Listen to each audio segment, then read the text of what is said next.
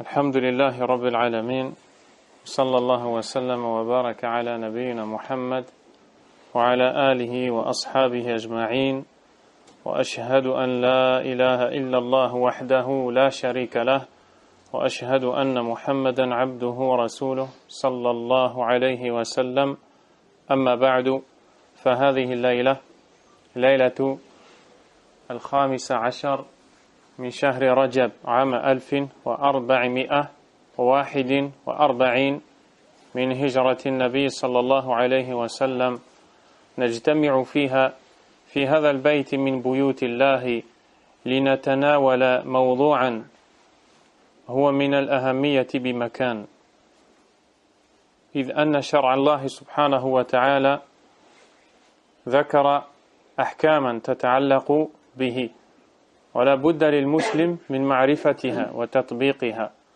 حتى تكون نظرته نظرة صحيحة فيما يجري في هذه الأحوال وفي هذه الأوقات، وإن الله حكيم عليم سبحانه وتعالى. Nous sommes le 8 mars 2020 réunis pour traiter d'un sujet extrêmement important et porter le regard de l'islam sur une épidémie parmi tant d'autres qui se propage à grande vitesse et dont beaucoup parlent, mais très peu sont ceux qui en parlent à la manière musulmane. Ce dont nous allons parler, mes chers frères, c'est, comme cela a été annoncé, cette maladie appelée coronavirus. En réalité, nous ne sommes pas là pour parler de la maladie en elle-même qui porte ce nom ou à laquelle on a donné ce nom. Nous sommes là pour parler d'autre chose. Nous sommes là pour parler de la vision que doit avoir le musulman de ce genre d'événement. Voilà le sujet qui nous intéresse en réalité. Qu'une maladie s'appelle telle ou telle, qu'elle porte tel nom ou tel autre nom.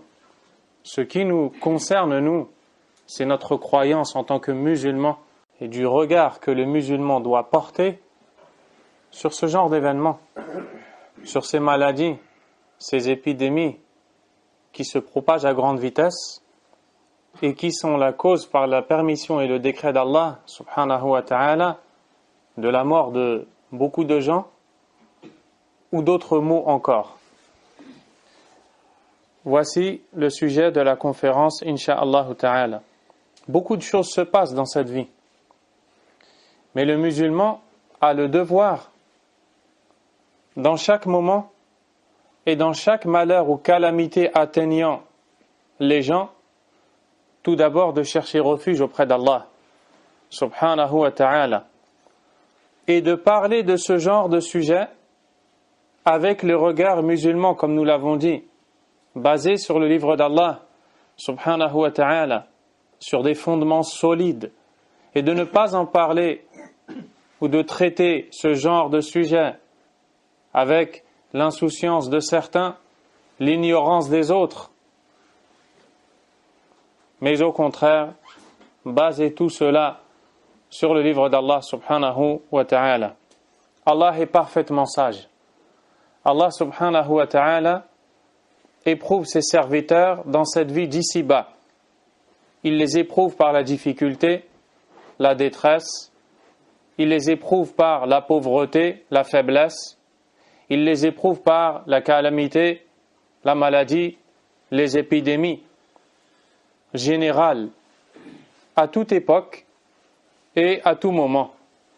Ce genre d'épidémie a eu lieu au temps des salafs, des pieux prédécesseurs, et beaucoup de sahaba, des compagnons du prophète alayhi salatu wassalam, sont morts à cause de ce genre d'épidémie. Nous allons voir d'ailleurs comment est-ce qu'ils ont réagi et ce qu'ils ont fait, qu'Allah les agrée. Nous allons aussi voir, incha'Allah, ce que doit faire le musulman et comment il doit réagir face à ce genre de choses. Taïeb. Ce genre d'épidémie, chers frères, nous montre la puissance d'Allah subhanahu wa ta'ala. Et le fait que quand il décide quelque chose, personne ne peut le repousser. Et quand il décide qu'une chose ne doit pas atteindre, personne ne peut faire cette chose atteindre ou faire atteindre cette chose. C'est un rappel pour les gens avec lequel Allah subhanahu wa ta'ala leur montre leur faiblesse. Allah azza wa jalla a dit dans le livre, dans le Coran, wa khuliqal insanu da'ifa. Et l'homme a été créé faible. Nous sommes faibles. Regardez ce que nous montre Allah subhanahu wa ta'ala en ces jours. Vous êtes riche, vous êtes brillant dans les études, vous êtes diplômé, très instruit, vous êtes capable de concevoir, d'innover, produire, fabriquer, et j'en passe. Regardez comment vous êtes. Avec tous ces moyens qui sont à votre disposition, vous voici paniqué, vous voici peiné, anxieux. Pour certains, vous ne dormez plus. Pour d'autres, vous n'arrivez plus à vivre, car vous faites face à quelque chose qui vous a perturbé. Alors que le croyant, lui, il ne réagit pas comme cela. Le croyant le prend comme un rappel parmi tous les rappels qu'Allah lui envoie, subhanahu wa ta'ala, lui montrant le besoin qu'il a d'Allah. Nous sommes tous les serviteurs d'Allah. Allah tabaraka wa ta'ala nous a tous créés et nous sommes tous ses esclaves. Et la servitude ou le fait d'être le serviteur d'Allah subhanahu wa ta'ala se divise en deux. Il y a ce que l'on appelle al-ubudiyatul 'amma wal-ubudiyatul khassa, la servitude générale et la servitude particulière. La servitude particulière, c'est le fait que nous sommes, nous les croyants, serviteurs d'Allah, de bon gré. Nous appliquons ses ordres, nous délaissons ses interdits et cherchons à se rapprocher de lui par cela. Nous ne l'adorons que lui seul, sans associé. C'est lui que nous sollicitons, c'est en lui que nous plaçons notre confiance. C'est son espoir, c'est sa miséricorde que nous espérons, subhanahu wa ta'ala. Cela est propre aux croyants. En cela, ils sont les serviteurs d'Allah de manière particulière et spécifique. Mais de l'autre côté, toutes les créatures d'Allah lui sont servantes. Nous sommes tous des serviteurs d'Allah, qu'il s'agisse d'un croyant ou non, dans le sens où nous sommes tous assujettis à sa décision, à son décret, à ce qu'il veut. Ainsi, si Allah subhanahu wa ta'ala décide qu'une maladie se répande, personne ne peut l'éviter, sans l'autorisation et la permission d'Allah. Personne ne peut la repousser. Voilà qu'Allah tabaraka wa ta'ala nous le montre. Elle se répand, les gens sont paniqués, il y a des grandes réunions qui sont organisées pour chercher à contrer, à repousser, à atténuer, et pourtant, les chiffres parlent d'eux-mêmes. Chaque jour, ce sont des centaines et des centaines et des centaines de gens qui sont encore contaminés. Allahu Akbar. Allahu Akbar. Allah Azza wa Jalla a mis des signes dans sa création, dans l'alternance de la nuit et du jour, dans les cieux et sur la terre. Ces signes servent à nous faire méditer sur sa seigneurie, sur le fait qu'il est lui seul, Rabbul Alamin, le Seigneur des mondes, subhanahu wa ta'ala. Ils servent à nous rendre compte de notre réalité, notre faiblesse. Allah Azza wa Jalla dit, Ya ayyuhan nasu antumul fuqara'u ila Allah. Ô vous les gens, vous êtes les besogneux envers Allah. C'est-à-dire que vous êtes ceux qui avez besoin d'Allah subhanahu wa ta'ala. Vous ne pouvez pas vous passer de lui. Azza wa Jal. Si Allah décidait de vous toucher d'une quelconque épreuve, personne ne saurait la repousser. Si Allah décidait de vous épargner d'une quelconque douleur, calamité ou d'un mal, personne ne pourrait vous atteindre par ce dernier. Dans le verset, Allah Azza wa Jalla a dit « Ma yaftahillahu linnasi min rahmatin fala mumsika laha » Ce qu'Allah accorde aux gens comme miséricorde, personne ne peut le retenir. Si Allah te l'a accordé, personne ne peut le retenir. Wa ma yumsik fala mursila lahu min ba'dih. Et ce qu'il retient, personne d'autre que lui, après lui, ne peut l'accorder. Tout est dans la main d'Allah, subhanahu wa ta'ala. Ce genre de virus a créé une panique dans les cœurs de bon nombre de gens sans pareil. Ce genre de virus qui a été appelé corona. Corona est le mot latin signifiant en français la couronne. Car après l'avoir agrandi des centaines de milliers de fois avec les microscopes les plus Allahu Akbar, les plus précis, il a fallu l'agrandir des centaines et des centaines et des centaines de milliers de fois pour voir cette toute petite créature ressembler à une couronne. Ils l'ont donc donné ce nom-là. Allahu Akbar. Cette petite couronne, ce petit corona, ce petit virus a pourtant fait paniquer et est en train de faire paniquer tout le monde. Il a suscité les efforts fournis par un très grand nombre de pays pour y remédier. Il a été la cause de la chute de l'économie, de la chute de la bourse. Par la cause de ce virus, des commerces ont été arrêtés, des ventes, des négoces ont été stoppés, des magasins ont été fermés, des lieux de rencontre ont été clôturés, des rencontres ont été suspendues. Quel est le regard que doit porter le musulman sur tout cela? Il doit avoir plusieurs réflexions. La première chose que le musulman doit se dire est que toute chose se produisant sur la terre d'Allah, subhanahu wa ta'ala, est le fruit du destin. Tout a été créé par Allah, azza wa jal. Tout a été décrété par Allah, subhanahu wa ta'ala. Allah nous dit dans le livre, dans le Coran, Inna kulla shay'in khalaqnahu biqadar. Toute chose, nous l'avons créée à juste mesure. Tout ce qu'Allah a créé a reçu sa mesure. Quand est-ce que cette chose est venue? Quand est-ce qu'elle va partir? Pendant sa présence, comment elle va être? Ce qui va lui arriver, ce à quoi elle va faire face. C'est le destin d'Allah, subhanahu wa ta'ala. Et le destin est inéluctable. On ne peut pas le fuir. Il est inévitable. D'après Abdullah ibn Amr ibn al-As, radiyallahu anhuma, ce compagnon a dit سمعت رسول الله صلى الله عليه وسلم يقول كتب الله مقادير الخلائق قبل أن يخلق السماوات والأرض ب50 ألف سنة. Rapporté par l'imam Muslim.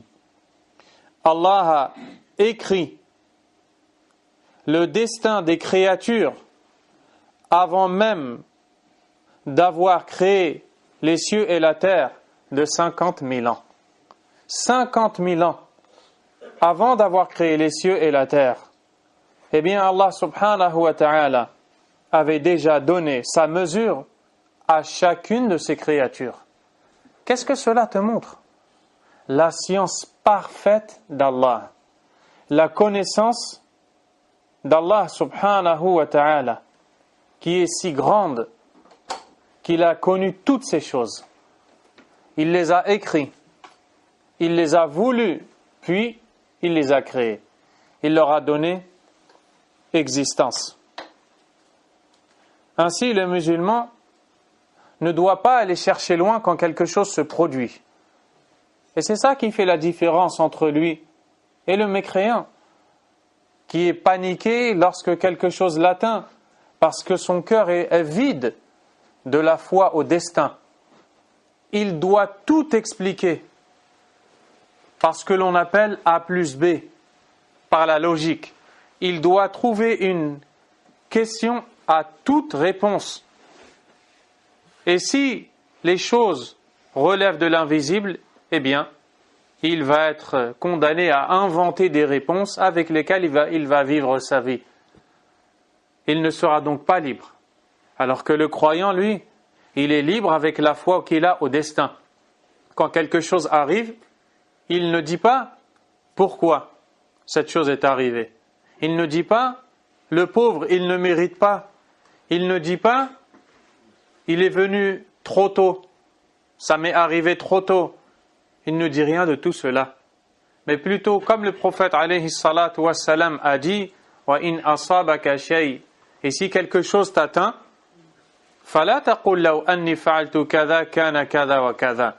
Ne dis pas, si seulement j'avais fait telle chose, j'aurais eu telle et telle chose. Telle et telle chose se serait produit. Ne dis pas cela. Walakin qul qaddara Allahu wa ma sha'a fa'al. Mais dis plutôt, Allah a décrété et a agi selon sa volonté. La deuxième chose, c'est que ce genre d'épidémie se répandant sur la terre d'Allah, subhanahu wa ta'ala, est une leçon de la part d'Allah, tabaraka wa ta'ala, par laquelle il nous invite tous à se repentir à lui, à revenir vers lui, à lui demander pardon, et par laquelle il éprouve les gens, subhanahu wa ta'ala. Cela fait partie de ce que l'on appelle junudullah, les soldats d'Allah, tabaraka wa ta'ala. Allah a des créatures, leur nombre est très grand comme vous le savez. Il en utilise certaines pour faire ce qu'il décide. Parmi les créatures qu'il a utilisées en ce moment, cette épidémie qui se répand, qui a été utilisée par Allah, tabaraka wa ta'ala, pour une sagesse dont il est connaisseur, azza wa jal, sans le moindre doute. Allah a dit dans son livre, وَلِلَّهِ جُنُودُ السَّمَاوَاتِ وَالْأَرْضِ وَكَانَ اللَّهُ عَزِيزًا حَكِيمًا.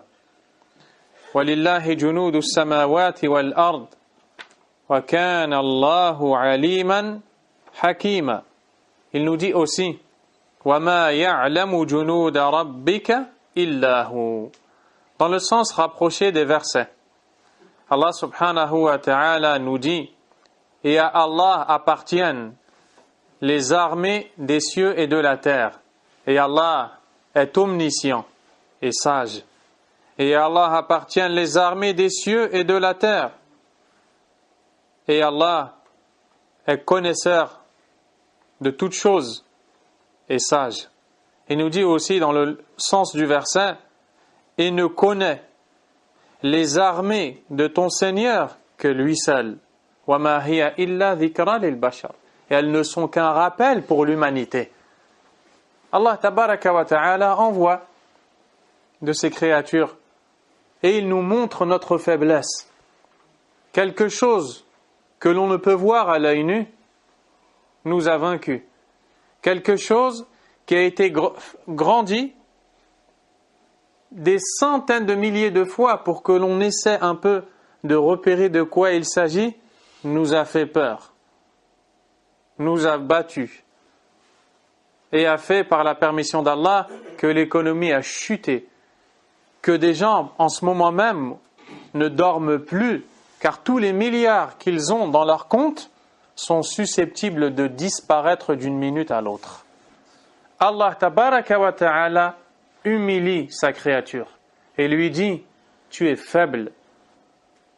Et Allah tabaraka wa ta'ala nous dit dans le Coran qu'il y a des gens qui ont oublié l'au-delà car trop occupés par cette vie d'ici-bas et par la matière s'y trouvant, l'argent, les biens et autres. Allah Azza wa Jal nous dit Wa'd Allah, c'est la promesse d'Allah. La yukhlifu Allah wa'dah.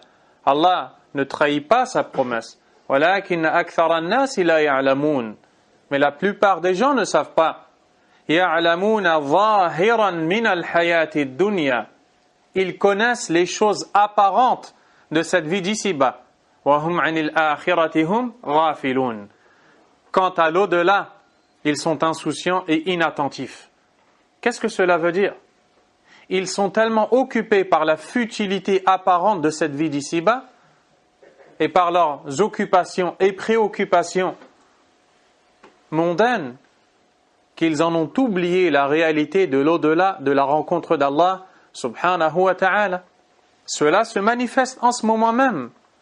Quand vous voyez des gens qui entendent qu'une épidémie se répand, courir dans tous les sens pour chercher comment éviter cette épidémie, pour chercher comment s'en préserver, se voir épargné de celle-ci, au point de tout acheter, de tout vendre, de déménager, je ne sais quoi, et que vous voyez que ces mêmes personnes n'ont aucune réaction quand on leur parle du châtiment d'Allah yawm al-qiyamah.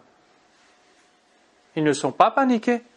On ne les voit pas faire tous ces efforts afin d'être protégés parce qu'ils connaissent les choses apparentes de la vie d'ici-bas et sont distraits à l'au-delà.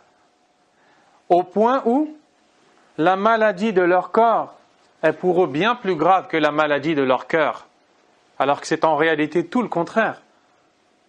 La chose la plus grave, c'est la maladie de ton cœur, c'est la perte de ta religion qui te conduit à rencontrer Allah demain, le jour dernier, et le voir en colère contre toi, te punir et te châtier, qu'Allah nous en préserve. Tu vois des gens dans cette vie d'ici-bas faire des régimes, par exemple. Pourquoi est-ce qu'ils le font? Pour garder leur santé? Ou alors s'ils sont malades, pour réduire, affaiblir la maladie? Pour ne pas attraper des microbes? Ils sont capables de faire tout un tas de choses pour parvenir à ce but. Et pourtant, qui est-ce qui se préserve du châtiment d'Allah? Qui est-ce qui se préserve et qui fait toutes les causes pour être épargné de l'entrée au feu? Un feu dont le combustible sera fait d'hommes et de pierres, comme Allah nous le dit, subhanahu wa ta'ala. Un feu énorme, un châtiment douloureux, qu'Allah nous en préserve. La pire des maladies, c'est la maladie des cœurs, pas celle du corps. Allah subhanahu wa ta'ala éprouve les gens par ces épidémies qu'il envoie afin qu'ils reviennent à lui. Il nous dit وَلَقَدْ أَرْسَلْنَا إِلَىٰ أُمَمٍ مِّن قَبْلِكَ فَأَخَذْنَاهُمْ وَلَقَدْ أَرْسَلْنَا إِلَىٰ أُمَمٍ مِّن قَبْلِكَ فَأَخَذْنَاهُمْ بِالْبَأْسَاءِ وَالضَّرَّاءِ لَعَلَّهُمْ يَتَضَرَّعُونَ. C'est-à-dire, dans le sens rapproché du verset, nous avons certes envoyé, c'est-à-dire nous avons envoyé des messagers. Nous avons certes envoyé aux communautés avant toi, il s'adresse à son prophète sallallahu alayhi wa sallam, aux communautés avant toi.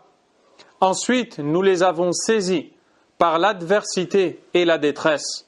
Peut-être imploreront-ils la miséricorde. Puis Allah Azza wa Jal dit فَلَوْلَا إِذْ جَاءَهُمْ بَأْسُنَا تَضَرَّعُوا وَلَكِنْ قَسَتْ قُلُوبُهُمْ وَزَيَّنَ لَهُمُ الشَّيْطَانُ مَا كَانُوا يَعْمَلُونَ. Dans le sens du verset, pourquoi donc, lorsque notre rigueur leur vint, n'ont-ils pas imploré la miséricorde, mais leur cœur s'était endurci et le diable enjolivait à leurs yeux ce qu'ils faisaient. فَلَمَّا نَسُوا مَا ذُكِّرُوا بِهِ فَتَحْنَا عَلَيْهِمْ أَبْوَابَ كُلِّ شَيْءٍ حَتَّى إِذَا فَرِحُوا بِمَا أُوتُوا أَخَذْنَاهُمْ بَغْتَةً فَإِذَا هُمْ مُبْلِسُونَ. Puis lorsqu'ils eurent oublié ce qu'on leur avait rappelé, nous leur ouvrîmes les portes donnant sur toute chose l'abondance. Et lorsqu'ils eurent exulté de joie en raison de ce qui leur avait été donné, nous les saisîmes soudain et les voilà désespérés. Allahu Akbar. L'imam Ibn Kathir rahimahullah nous dit, en expliquant la parole d'Allah Azza wa Jal, فَأَخَذْنَاهُمْ بِالْبَأْسَاءِ وَالضَّرَّاءِ. Nous les avons saisis par l'adversité et la détresse. يعني الفقر والضيق في العيش والضراء وهي الأسقام والآلام. C'est-à-dire qu'ils ont été frappés par la pauvreté, qu'ils se sont retrouvés étroits, serrés dans leur vie, en termes de subsistance notamment, et ils ont été atteints par les maladies et les douleurs. Ainsi, Allah tabaraka wa ta'ala nous enseigne de façon claire qu'il envoie des maladies, peut-être allons-nous revenir vers lui par leur cause. La troisième chose à savoir, c'est que la calamité descend à cause du péché qui est commis. Et vous allez écouter les textes du Coran et de la Sunna dans ce sens. En effet, lorsqu'une calamité frappe, elle est très souvent due au péché commis par les gens ayant été touchés par celle-ci. Allah Azza wa Jal nous dit dans le verset وَمَا أَصَابَكُم مِّن مُّصِيبَةٍ فَبِمَا كَسَبَتْ أَيْدِيكُمْ وَيَعْفُو عَن كَثِيرٍ. Et ce qui vous a atteint comme malheur est dû à ce que vos mains ont fait, et il pardonne beaucoup. Ainsi, Allah tabaraka wa ta'ala nous montre ici que les malheurs ayant atteint les gens sont dus à ce que ces derniers ont fait comme péché et désobéissance à Allah.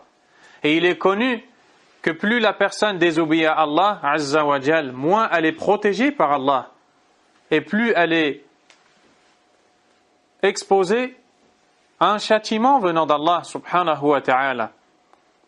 Également, le prophète sallallahu alayhi wa sallam, s'adressant à ses compagnons parmi les muhajiroun, ceux qui ont émigré de la Mecque à Médine, leur a dit: Ya ma'ashar al-muhajirin, ô vous les émigrants, khisalun khams, inibtulitum bihin, wa nazalna bikum, wa a'udhu billahi an tudrikuhun. Il existe 5 choses.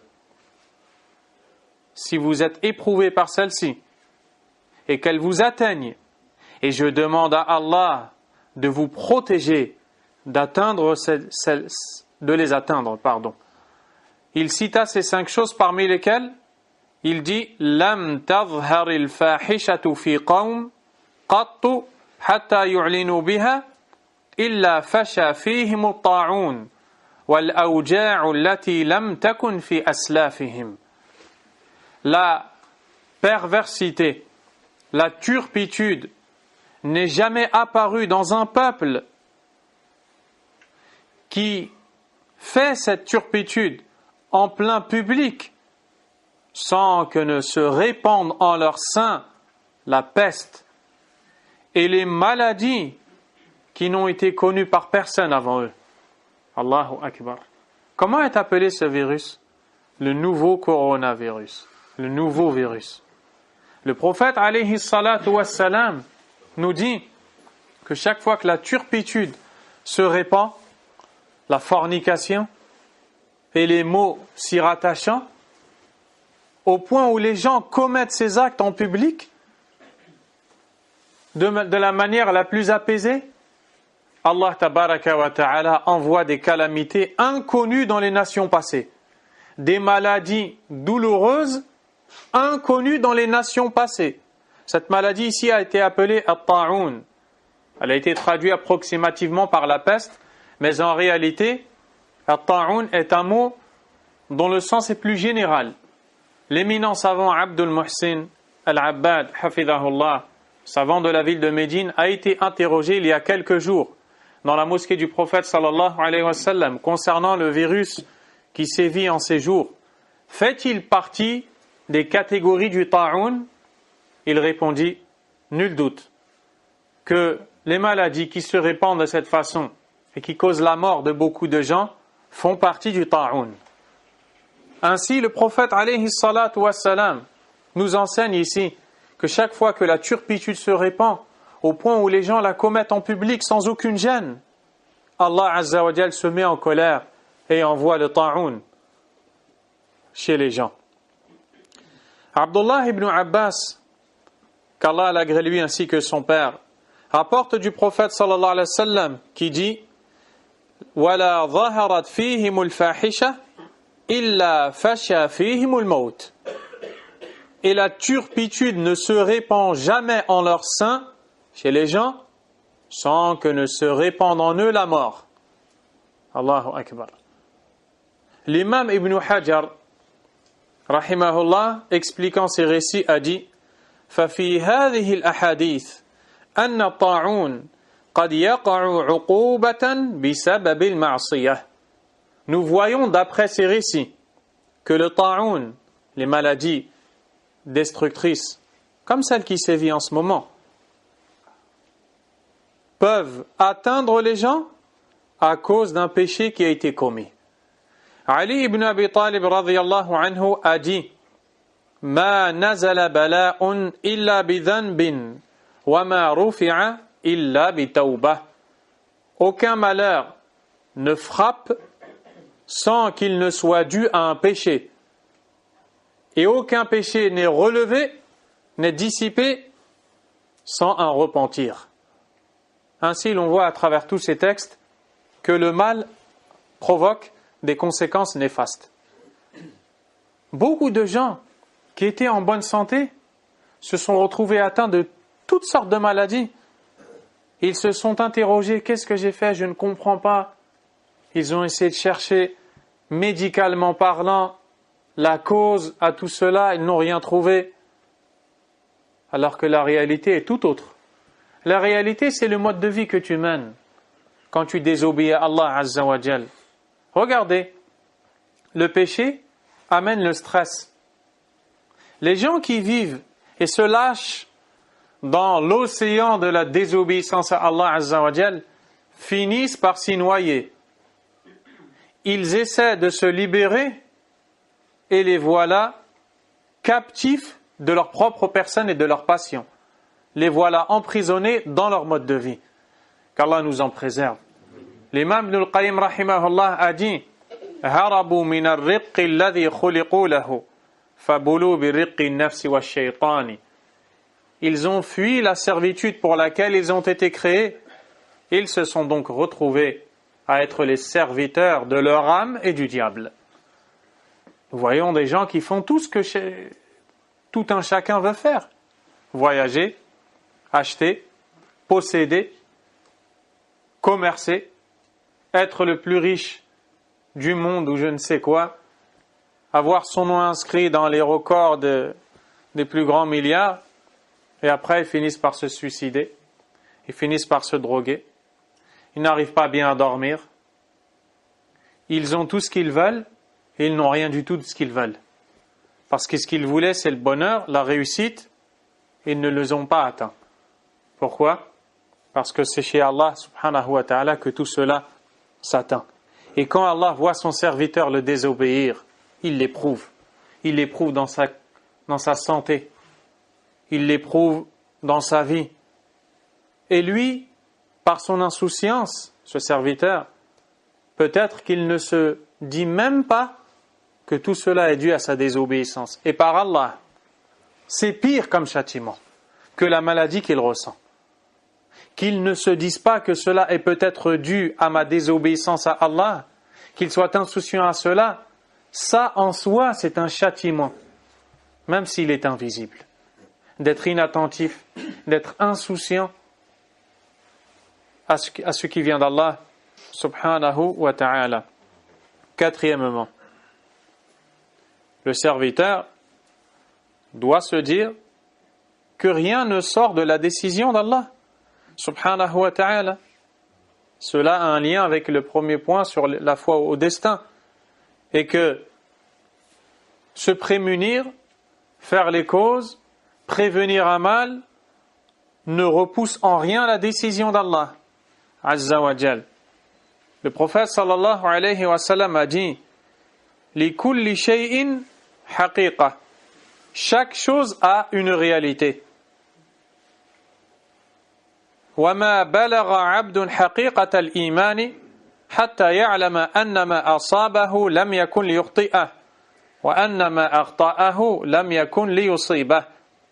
Et aucun serviteur n'atteindra la réalité de la foi jusqu'à ce qu'il sache que ce qu'il a touché n'aurait jamais pu l'éviter et ce qu'il a évité n'aurait jamais pu le toucher.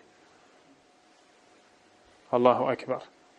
Allah subhanahu wa ta'ala a dit ما أصاب من مصيبة في الأرض ولا في أنفسكم إلا في كتاب من قبل أن نبرأها إن ذلك على الله يسير.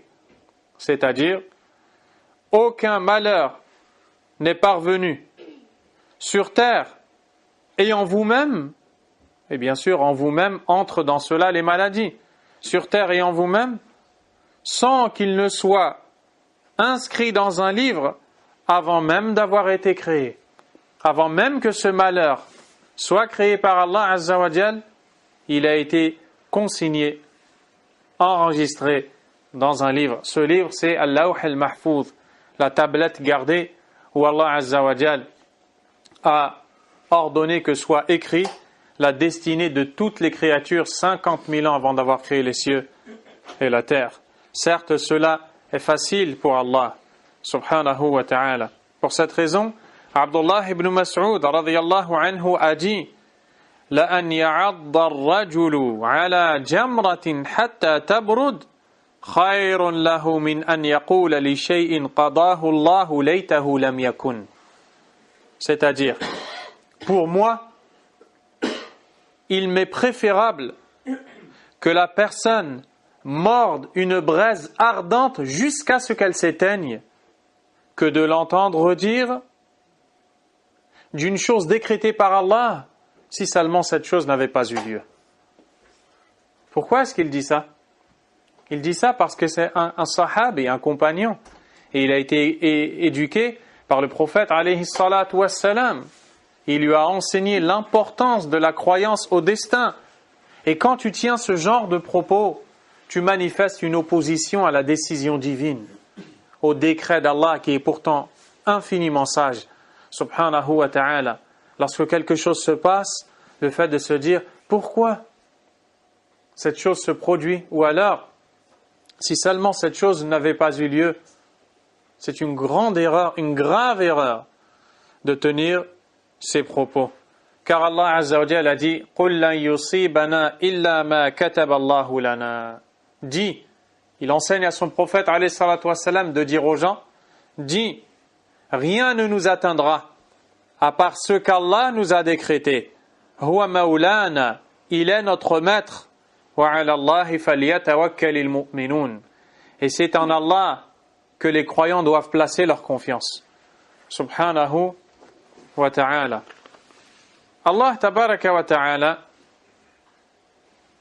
nous dit قُلْ مَنْ ذَا الَّذِي يَعْصِمُكُمْ مِنَ اللَّهِ إِنْ أَرَادَ بِكُمْ سُوءًا أَوْ أَرَادَ بِكُمْ رَحْمَةً. Dit, qui peut vous protéger d'Allah s'il voulait vous atteindre d'un mal ou voulait vous atteindre d'une miséricorde? Il dit aussi, subhanahu wa ta'ala, إِنْ أَرَادَنِي اللَّهُ بِضُرٍّ هَلْ هُنَّ كَاشِفَاتُ ضُرِّهِ. S'adressant aux polythéistes tant attachés à leur divinité, il leur dit, à son prophète, alayhi salatu wassalam, de leur dire, si Allah me voulait m'atteindre par une nuisance, serait-elle capable de me délivrer de celle-ci, de la nuisance décrétée par Allah? أو أرادني برحمة هل هن ممسكات رحمته. Et si Allah me voulait par une miséricorde, serait-elle capable de la retenir? Puis Allah Azza wa Jal dit, قُلْ حَسْبِيَ اللَّهِ. Dis, Allah me suffit. قُلْ حَسْبِيَ اللَّهِ. Allah me suffit. Également, le prophète alayhi salatu wassalam, s'adressant à Abdullah ibn Abbas, qu'Allah l'agrée, dont le frère va mourir du ta'oun, comme je vais vous le citer plus tard, chez Allah, s'adressant à Abdullah ibn Abbas, qu'Allah l'agrée lui et son père, lui dit, وَاعْلَمْ أَنَّ الْأُمَّةَ لَوْ اجْتَمَعَتْ عَلَى أَنْ يَنْفَعُوكَ بِشَيْءٍ Et sache que si toute la communauté humaine s'unissait dans le but de te produire une utilité, de te faire un bien, lam yanfa'uka illa bi shay'in qad katabahu Allahu lak. Il ne pourrait te faire qu'une utilité ayant été décrétée par Allah sur toi. Walaw ijtama'u ala an yadurruka bi shay'in lam yadurruka illa bi shay'in qad katabahu Allahu alayk. Et s'ils s'unissaient tous pour te faire une nuisance, ils ne pourraient que te faire une nuisance qui t'a été décrétée par Allah subhanahu wa ta'ala. Et Allah Azza wa Jalla a dit وَمَنْ يَعْتَصِمْ بِاللَّهِ فَقَدْ هُدِيَ إِلَى صِرَاطٍ مُسْتَقِيمٍ. Et quiconque cherche protection auprès d'Allah aura certes été guidé vers le chemin droit. Voilà la croyance du musulman face à ce genre de choses. Et c'est similaire. Ce n'est pas quelque chose de nouveau pour le croyant. Le croyant apprend qu'il doit s'attacher à Allah, s'en remettre à lui, croire qu'Allah a décidé par une sagesse parfaite de décréter ce qu'il a voulu et choisi. Subhanahu wa ta'ala. Cinquièmement, ce genre d'épidémie fait, comme nous l'avons dit tantôt, partie de ce que l'on appelle at-ta'un. On le traduit par la peste, mais comme je vous l'ai dit, en réalité, ce qui est voulu, ce sont les maladies destructrices, dangereuses, se répandant et causant la mort d'un grand nombre de gens. L'imam Ahmed rapporte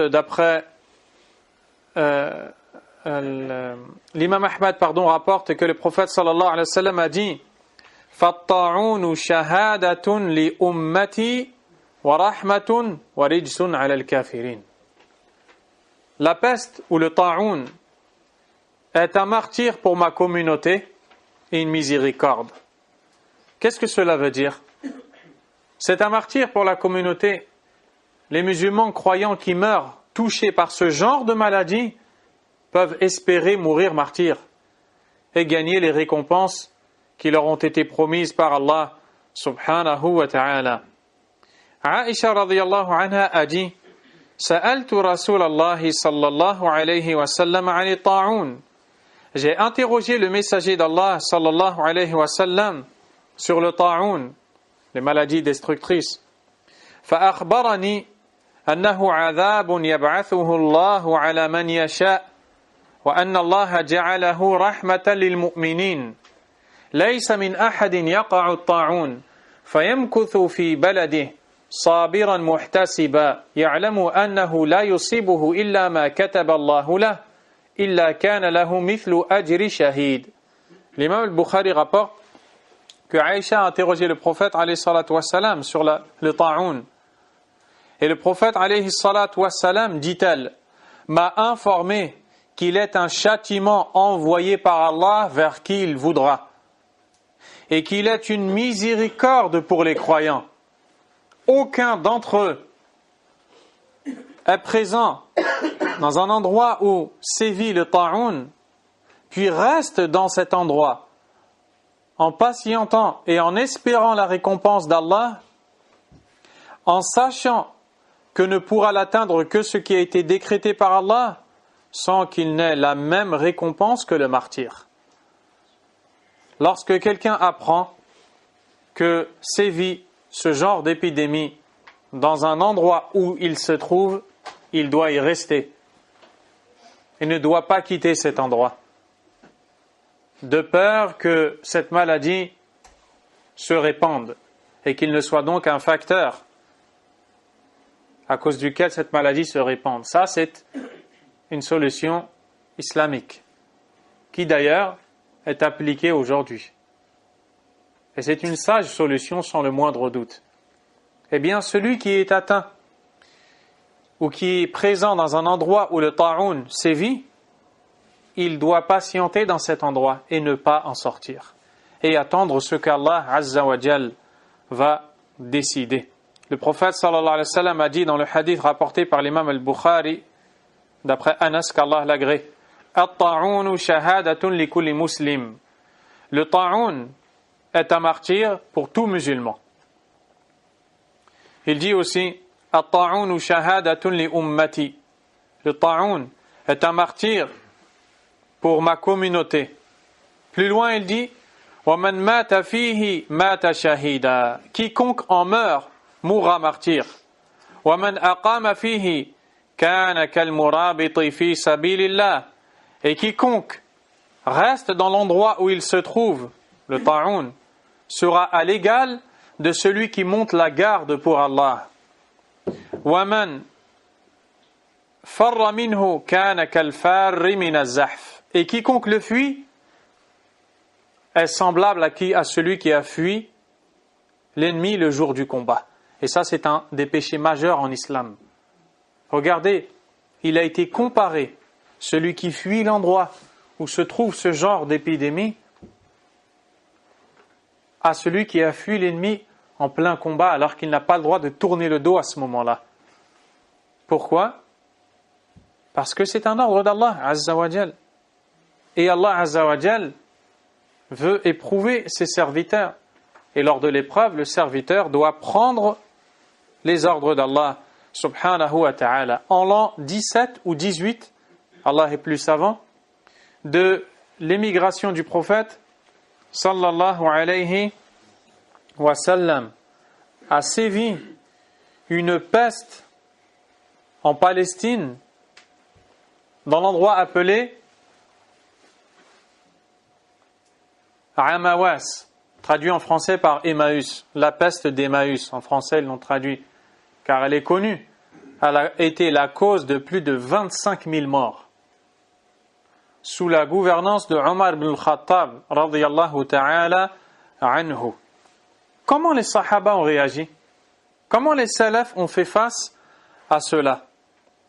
Lorsque cette peste a commencé à sévir à Amawas, l'endroit d'où elle est partie, un petit village se trouvant en Palestine, dans la région du Sham, Omar ibn al-Khattab radiyallahu ta'ala anhu en fut informé. Parmi les compagnons morts par la cause de cette épidémie, Mu'adh ibn Jabal radiyallahu ta'ala anhu. Et d'ailleurs, Mu'adh a perdu ses 2 filles et son fils Abdurrahman, dont je vais vous parler d'ici peu, incha'Allah.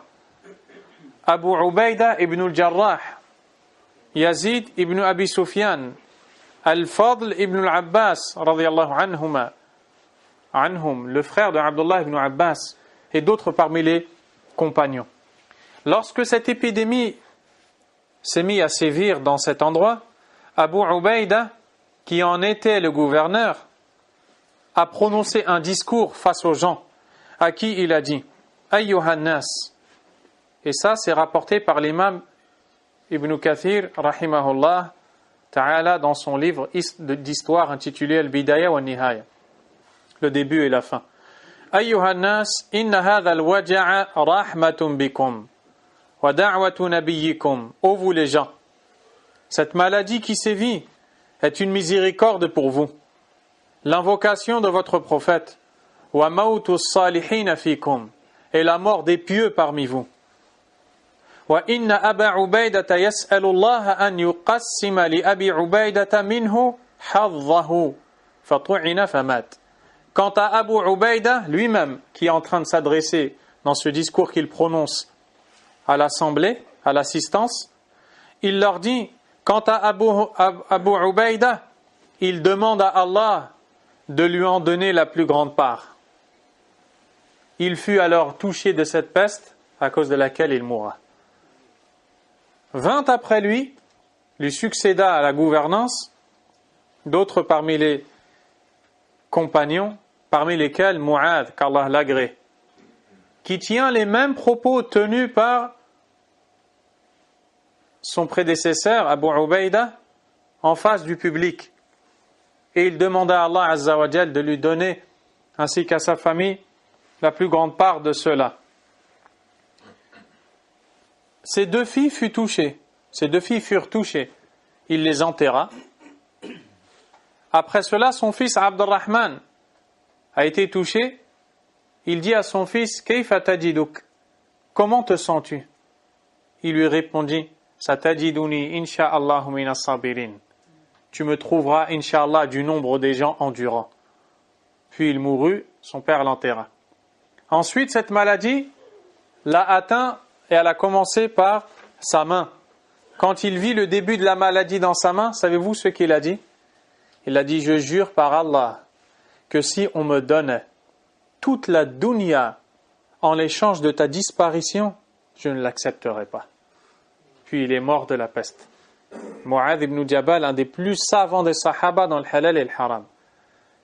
Un point important. Cela veut-il dire que ces gens-là espéraient être malades? Non. Ce qu'ils espéraient, c'est mourir martyr.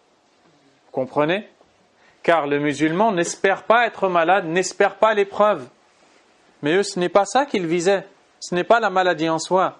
C'est avoir la récompense chez Allah Azza wa Jal, car ils ont su, ils ont été créés pour adorer Allah et la vie est courte. De toute façon, comme a dit le poète, Man lam yamut bis-sayfi mata bi ghayrihi ta'addadatil asbabu wal maut wahidu. Quiconque ne meurt pas par l'épée mourra autrement. Les causes sont diverses et la mort est unique. Allahu Akbar. Voilà comment ont réagi ces compagnons, qu'Allah les agrée. D'où le 6e point. Lorsque sévit cette épidémie dans un endroit où elle est concentrée, il est interdit de quitter cet endroit. Le prophète sallallahu alayhi wa sallam a dit إِذَا سَمِعْتُمْ بِهِ بِأَرْضٍ فَلَا تَقْدُمُوا عَلَيْهِ وَإِذَا وَقَعَ بِأَرْضٍ وَأَنْتُمْ بِهَا فَلَا تَخْرُجُوا فِرَارًا مِنْهِ. Si vous entendez que cette épidémie sévit dans une terre, ne vous y rendez pas. Et si elle sévit alors que vous y êtes, ne la quittez pas pour la fuir. Il dit aussi, alayhi salatu wassalam, La yuridu mumridun ala musih. Dans le sens du hadith, qu'une personne malade ne se mêle pas à une autre en bonne santé. Un point important, cela ne veut pas dire que, comme dans le hadith, le prophète alayhi salatu wassalam dit, La adwa, il n'y a aucune contagion. Ce hadith-là ne veut pas dire que les maladies ne se répandent pas d'une personne à une autre. Mais ce qu'il faut comprendre de la parole du prophète, alayhi salatu wassalam, la adwa, nulle contagion, c'est-à-dire que la maladie ne se répand pas d'une personne à une autre, indépendamment de la volonté d'Allah. Il faut donc tout rattacher à Allah subhanahu wa ta'ala.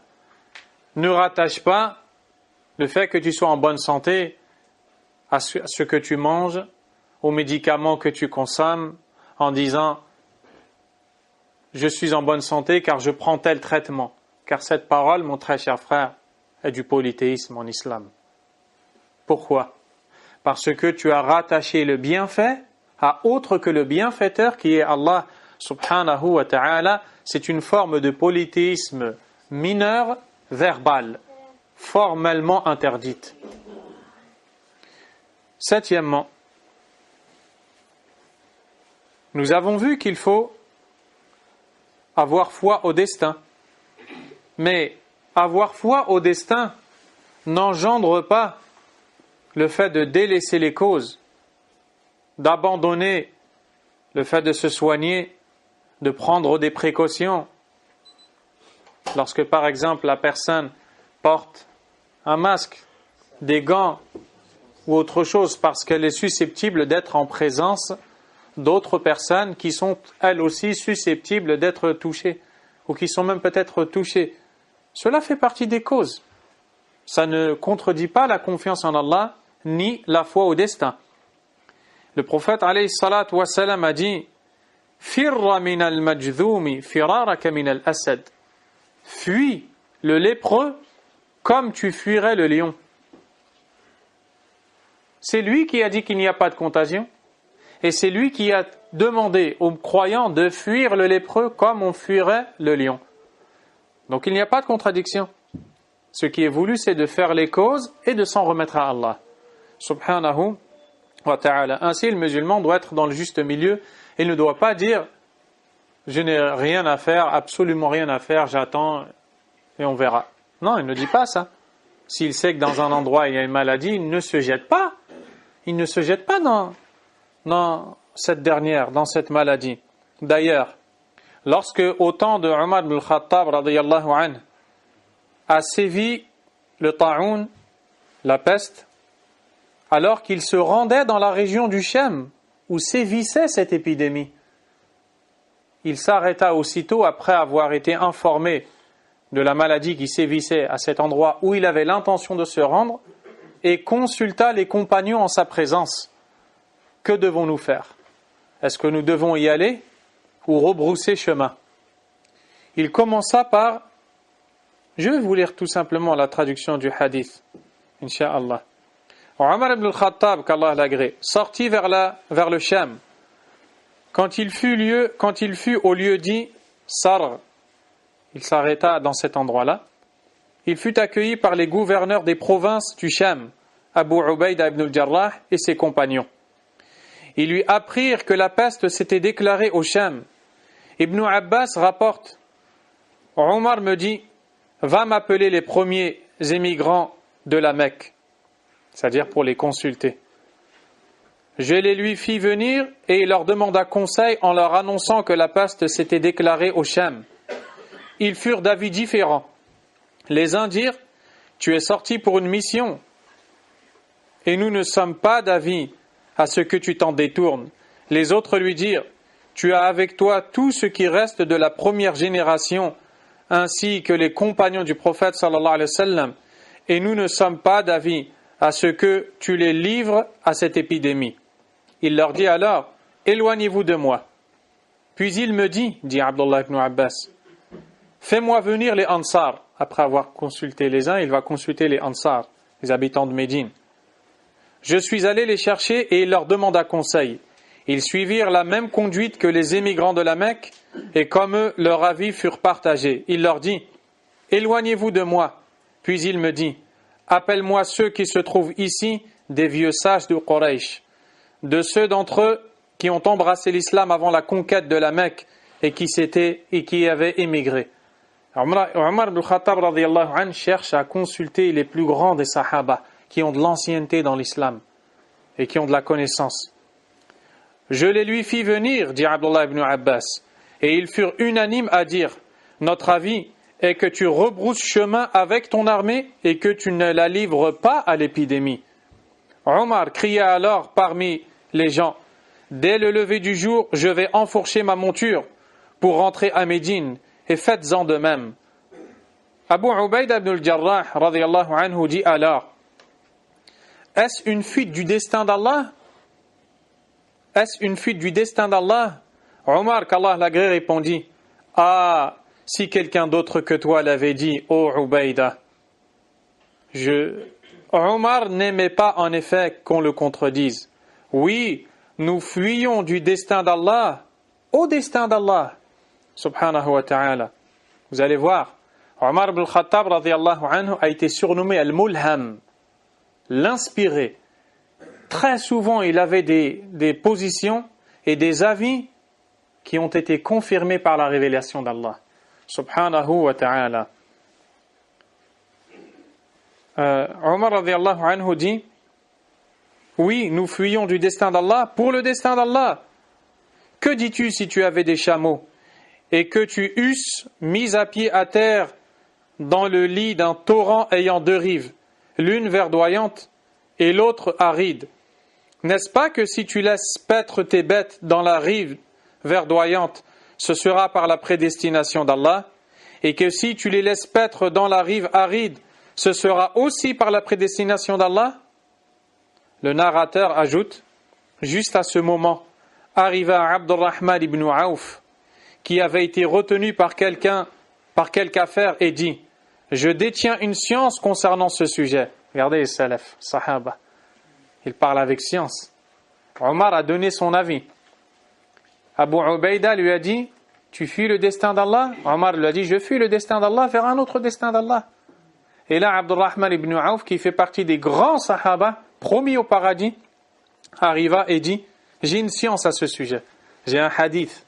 Je sais ce qu'on doit faire. Allahu Akbar. Il dit, je détiens une science concernant ce sujet. J'ai entendu le messager d'Allah, sallallahu alayhi wa sallam, dire « Quand vous apprenez que l'épidémie est dans un pays, n'y allez pas.